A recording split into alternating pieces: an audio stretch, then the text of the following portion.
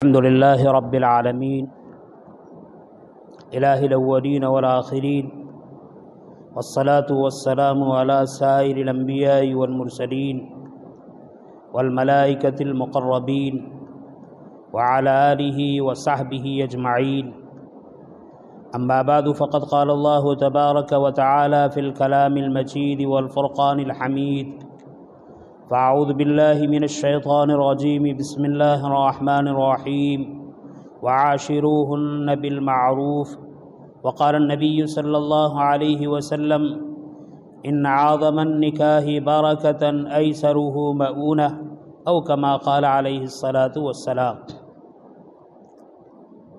گرامی قدر حضرات علماء کرام، دینی بھائیوں، دوستوں، بزرگوں اور گھروں پر بیٹھ کر سننے والی دینی ماں بہنوں، حق تعالیٰ کا بہت بڑا فضل و کرم ہوا کہ دین کی باتیں کہنے سننے کا موقع نصیب فرمایا۔ انشاءاللہ نماز کے بعد نکاح مجلس بھی منعقد ہوگی۔ اسی مناسبت سے نکاح کے سلسلے میں چند باتیں عرض کرنی ہیں۔ عام طور پر جب نکاح کی مجلس منعقد ہوتی ہے تو حضرات علماء کرام، دین کی بات کہنے والے، نکاح سے متعلق فضائل، مسائل اور اسی طریقے سے ضروریات کو بیان کرتے ہیں، اور ہم لوگ اس کو سنتے رہتے ہیں۔ مجھے اس وقت یہ عرض کرنا ہے کہ شریعت اسلام نے نکاح کو کیا حیثیت عطا فرمائی ہے۔ دنیا میں بہت سارے قسم کے مذاہب اور دھرم موجود ہیں، اور ہر دھرم والا، ہر مذہب والا اپنے اپنے طور و طریق سے اس نکاح کے فعل کو انجام دیتا ہے۔ دنیا میں بعض قوم ایسی بھی ہیں جو نکاح کو زیادہ اہمیت نہیں دیتی، بلکہ نکاح کو زیادہ پسند نہیں کرتی۔ وہ یہ سمجھتی ہیں کہ نکاح سے جو مقاصد حاصل ہونے والے ہیں، آج کی پرفتن دنیا میں، بے حیائی کے ماحول میں، وہ مقاصد بغیر نکاح کے بھی انسان حاصل کر لیتا ہے۔ اسی لیے بعض یورپ ممالک میں یہاں تک حال ہے کہ ایک مرد شادی کی عمر کو پہنچ چکا ہے، ایک عورت شادی کی عمر کو پہنچ چکی ہے، لیکن نکاح کے لیے وہ تیار نہیں ہے۔ حالانکہ انسان کی فطرت اور طبیعت کا یہ خاصہ ہے کہ ہر نفع والی چیز کو، ہر اچھی چیز کو، ہر فائدہ پہنچانے والی چیز کو آدمی قبول کرتا ہے۔ معمولی نفع ہو، اس نفع کو بھی چھوڑنے کے لیے تیار نہیں، اور معمولی نقصان ہو، نفع کو چھوڑ کر اس نقصان کو برداشت کرنے کے لیے تیار نہیں۔ اور شریعت اسلام نے اپنے ماننے والوں کو نکاح کی بہت زیادہ ترغیب دی ہے۔ کہیں تو یہ ارشاد فرمایا نبی کریم صلی اللہ علیہ وسلم نے کہ نکاح میری سنت ہے۔ کہیں آپ نے یہ ارشاد فرمایا نکاح انبیاء علیہم الصلاۃ والسلام کی، حضرات رسول علیہم الصلاۃ والسلام کی سنت ہے۔ قرآن کریم نے حکم دیا کہ لوگوں نکاح کرو۔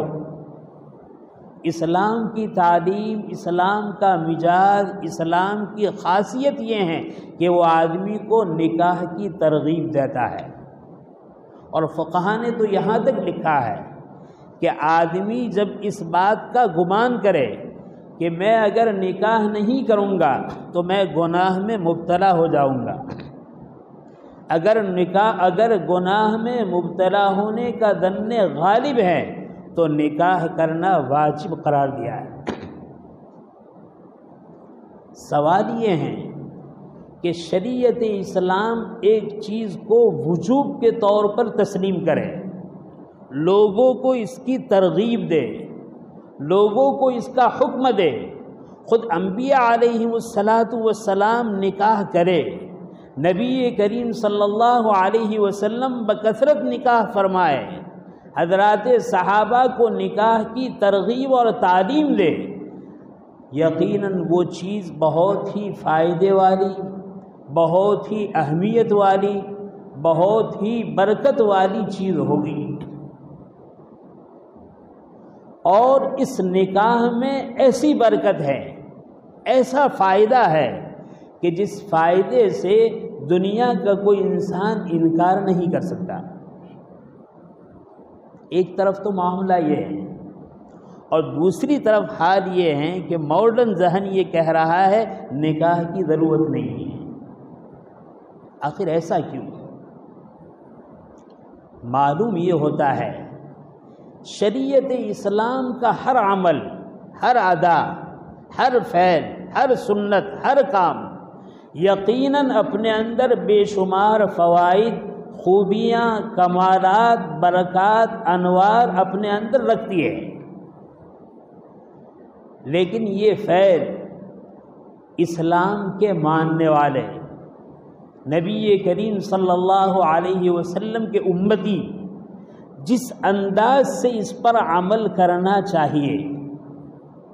جس انداز سے عملی شکل میں دنیا والوں کے سامنے آنا چاہیے، ہو سکتا ہے ہم مسلمانوں کی عملی کمزوری کی وجہ سے یہ عمل جس معنی میں آنا چاہیے وجود میں نہیں آ رہا ہے۔ بہت ساری بیٹیاں شادی کی عمر کو پہنچ جانے کے بعد نکاح سے انکار کرتی ہے۔ اس کا یہ مقصد نہیں ہوتا کہ وہ بے حیا ہے، بے شرم ہے، فاحشہ ہے، قطعاً نہیں۔ ہو سکتا ہے بیچاری بعض بیٹیاں غلط راستے پر ہو، لیکن امت کی ماشاءاللہ بہت ساری بیٹیاں جن میں شرم ہے، حیا ہے، تقوی ہے، اپنی عفت اور عصمت کی حفاظت کرنے والی ہیں، لیکن بعض مرتبہ نکاح کا نام سن کر وہ بھی ڈرتی ہے اور انکار کرتی ہے ہمیں نکاح نہیں کرنا ہے۔ کیا وجہ ہے؟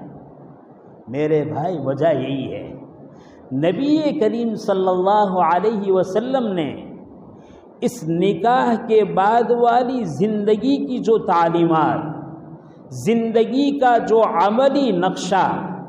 حضرات ازواج مطہرات کے ساتھ آپ کا لائف زندگی گزارنے کا جو طریقہ تھا،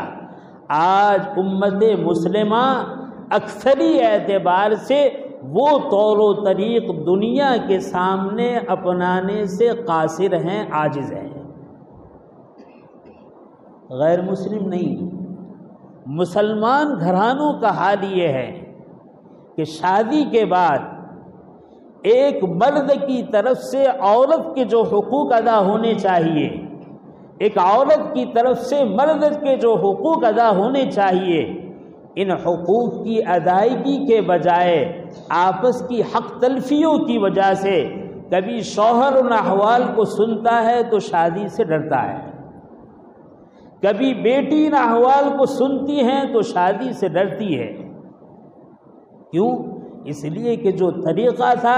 وہ پڑھنے کے اعتبار سے، سنت کہے جانے کے اعتبار سے اور تھا، اور اسلامی گھروں میں، مسلم سوسائٹیوں میں، مسلم معاشرے میں، مسلم کلچر میں اس کی شکل و صورت کچھ اور ہے۔ بالیقین نبی کریم صلی اللہ علیہ وسلم کا لایا ہوا دین، آپ کی لائی ہوئی شریعت،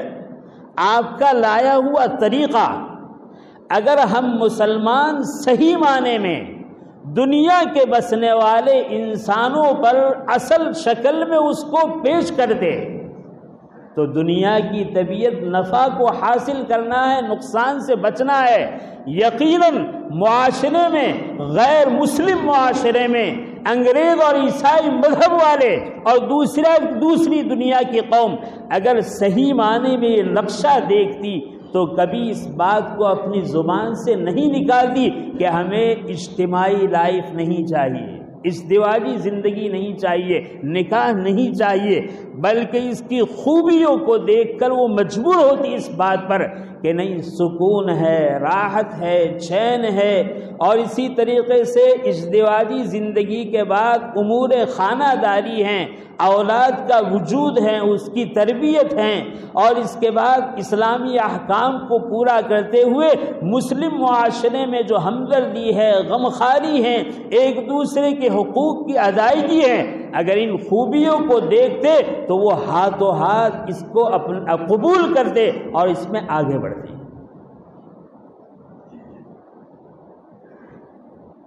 آج کل مسلم معاشرے میں جب شادی کا موقع آتا ہے، عام طور پر پیغام دیا جاتا ہے لڑکوں والوں کی طرف سے، لڑکی والے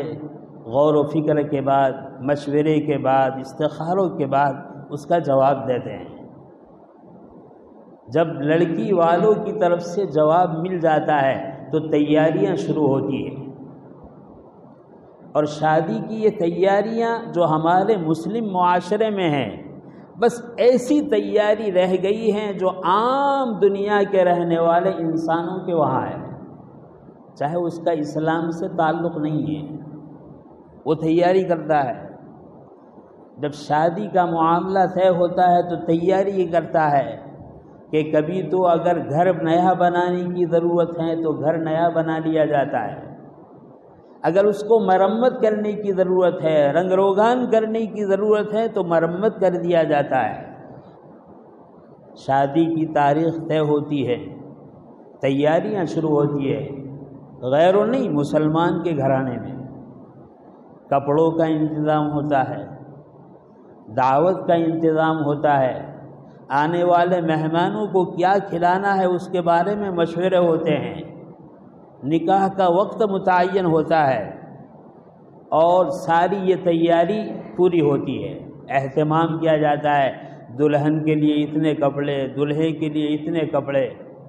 اور درمیان میں مصیبت بھی آ جاتی ہے۔ شریعت اسلام نے نکاح کو جتنا سہل بنایا تھا، آج اس نکاح کو ہم اتنا ہی مشکل بنا رہے ہیں۔ ماشاءاللہ ابھی بھی امت میں ایسے افراد موجود ہیں جو بہت سادگی کے ساتھ اس نکاح والے عمل کو انجام دیتے ہیں، لیکن بعض مرتبہ ہم سے یہ غلطی ہوتی ہے، ابھی شادی کو ہفتہ باقی ہے، ابھی 5 دن باقی ہے، اور کھانے پینے کا نظم شروع ہوتا ہے، رشتہ داروں میں کئی دنوں پہلے کھانے پینے کا نظم۔ میرے بھائی، اسلام ایسا سادہ دین ہے، ایسا سادہ مذہب ہے کہ دنیا کا رہنے والا کوئی بھی مسلمان، چاہے وہ امیر سے امیر ترین آدمی ہو، چاہے وہ غریب سے غریب ترین آدمی ہو، نبی کریم صلی اللہ علیہ وسلم کا لایا ہوا دین اپنے معاشرے میں، اپنی سوسائٹی میں، اپنے ہر عمل میں آسانی کے ساتھ، عافیت کے ساتھ انجام دے سکتا ہے۔ یہ بحث کی ضرورت نہیں کہ وہ کھانا کھلانا جائز ہے یا نہیں، ہمیں ہر ایسا کام کرنا ہے جو کام ہمارے مسلمان بھائی کے لیے، جو کام دنیا میں رہنے والے انسانوں کے لیے سادگی کا ایک بہترین نمونہ ہو۔ اگر میں مالدار ہوں، میں نے شادی کی اپنی بیٹی کی یا اپنے بیٹے کی، اور 10 دن پہلے 5 دن پہلے میں نے کھلانے کا انتظام کیا، ہماری بستی میں، ہمارے محلے میں، ہمارے پڑوس میں بیچارہ غریب مسلمان رہتا ہے، اب اس کے دل میں خیال آتا ہے کہ میرے پڑوس والے امیر نے تو 5 دن پہلے کھلایا ہے، مجھے کم سے کم 2 دن پہلے تو کھلانا چاہیے، پیسے نہیں ہیں، بلکہ قحط سالی کا یہ عالم ہے کہ شادی کے دن بھی وہ کھلا نہیں سکتا، شرما شرمی میں، دیکھا دیکھی میں یا تو قرض مانگ کر یا بھیک مانگ کر یا ناجائز سود پر قرض لے کر وہ ان رسموں کو ادا کرنا اپنے اوپر ضروری سمجھتا ہے۔ لہذا میں اپنے بھائیوں سے بڑے درد دل سے عرض کروں گا کہ ہمارے وہ بھائی جن کو حق تعالی شانہ نے دولت عطا فرمائی ہے، مال و دولت کی فراوانی ہے، اور 10 نہیں مہینے پہلے، 10 دن نہیں مہینے پہلے کھلا سکتا ہے، میرے بھائی تجھے یہ یاد رکھنا چاہیے کہ میں نبی کریم صلی اللہ علیہ وسلم کا امتی ہوں، میرا کوئی کام ایسا نہ ہونے پائے جو ایک غریب کے لیے آئندہ کل پریشانی اور مشکل کا سامان بن جائے۔ ہمارے بزرگوں میں ایک بزرگ گزرے ہیں، حضرت مولانا سید اصغر حسین صاحب میاں نور اللہ مرقدہ، دارالعلوم دیوبند کے بہت بڑے محدث تھے۔ ان کے حالات میں لکھا ہے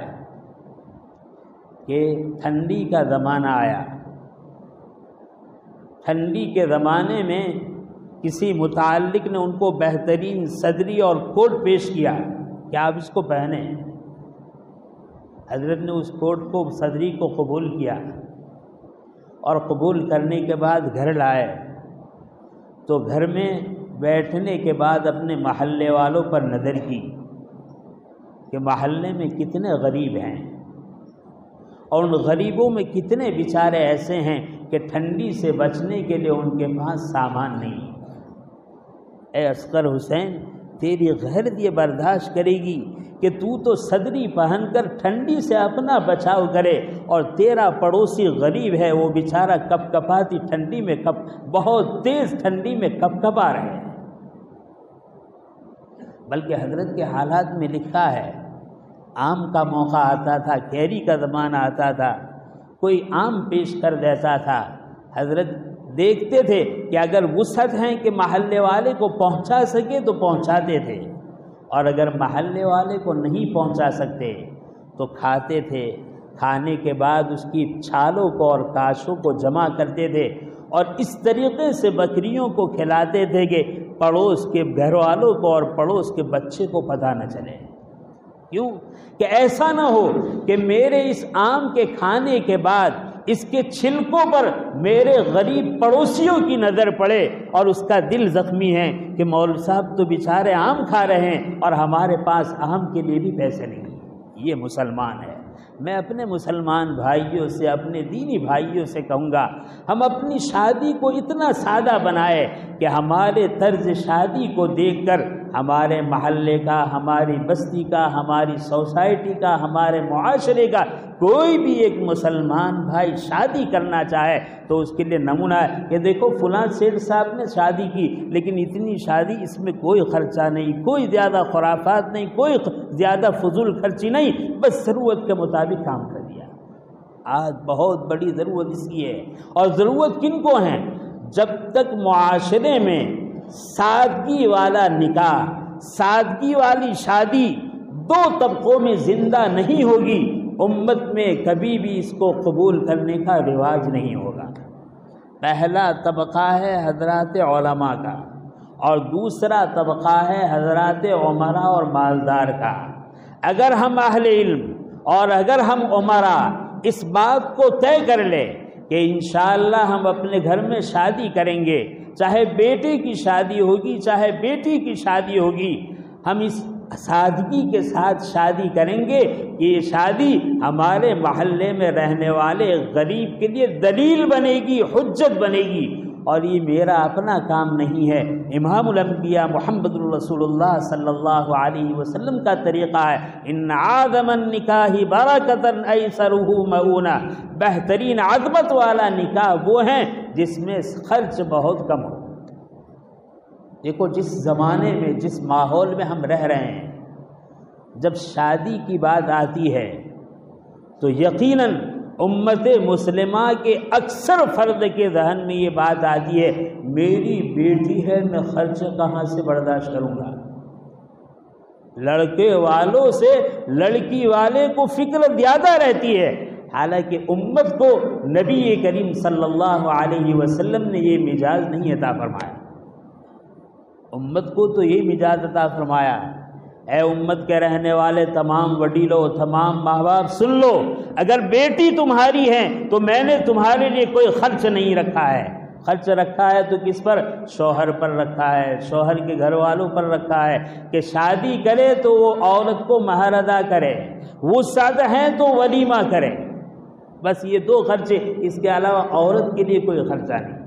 محمد الرسول اللہ صلی اللہ علیہ وسلم نے ہمیں جس نکاح کو اتنا آسان بنا کر دیا تھا، آج اس آسانی کو چھوڑ کر ہم ایسی فضول خرچی میں لگ گئے، پیسوں کی ایسی تباہی میں لگ گئے، سودی قرض کے لینے میں ایسے پاگل ہو گئے کہ آج ہمارے کانوں سے ہمیں یہ الفاظ سننے پڑتے ہیں، کہیں تو ہماری بیٹی کہتی ہے ہمیں شادی نہیں کرنا ہے، کہیں ہمارا بیٹا کہتا ہے ہمیں شادی نہیں کرنی ہے، اور کہیں قوم کے افراد کہتے ہیں شادی کی ضرورت ہی کیا ہے۔ میرے بھائی، اس چیز کو معاشرے میں زندہ کرنے کی بے انتہا ضرورت ہے۔ آج اگر اس سادگی کے ساتھ ہم اس طریقے کو اپنائیں گے تو میرے بھائی دنیا میں دو چیز ہیں، ایک ہے نکاح اور ایک ہے زنا۔ اور اکابر کا یہ ارشاد ہے کہ جس معاشرے میں، جس قوم میں، جس سوسائٹی میں نکاح جتنا سستا ہوگا زنا کاری اتنی مہنگی ہوگی، اور جس معاشرے میں نکاح جتنا مہنگا ہوگا زنا کاری اتنی سستی ہوگی۔ آج کہنے سننے کی ضرورت نہیں ہے، آدمی اپنی کانوں سے سن رہا ہے، اپنے آنکھ سے مشاہدہ کر رہا ہے۔ مسلم معاشرے نے جب سے نکاح کو جتنا مہنگا کر دیا ہے، مسلم معاشرے میں زنا عام ہوتے چلے گئے، اور جب یہ قوم، جب یہ امت دوبارہ سلف کی طرف پلٹے گی، اپنے دین حنیف کی طرف پلٹے گی، اور اس کی شادی مختصر رقمے میں ہو جائے گی، انشاءاللہ یہ دھرتی کا رہنے والا انسان پھر یہاں زنا کو مشکل سمجھے گا اور نکاح کو آسان سمجھے گا۔ حق تعالی شانہ نے جو باتیں کہلوائی، حق تعالی ہم سب کو عمل کی توفیق نصیب فرمائے، آمین۔ وآخر دعوانا الحمدللہ رب العالمین۔